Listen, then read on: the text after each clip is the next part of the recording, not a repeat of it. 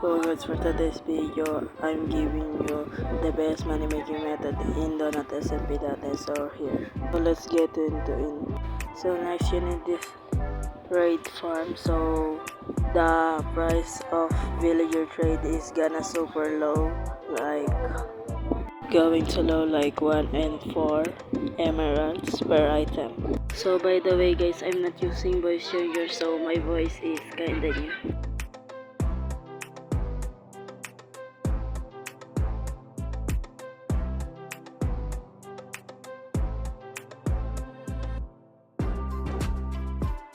So here as you can see, the trade is super low, like bookshelf is 1 only.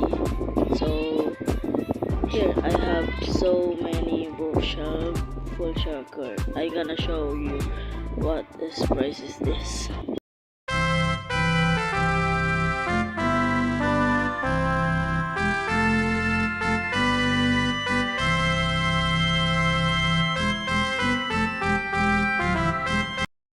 So here as you can see, I made 35M. So now here's how much I earn in this method. So here.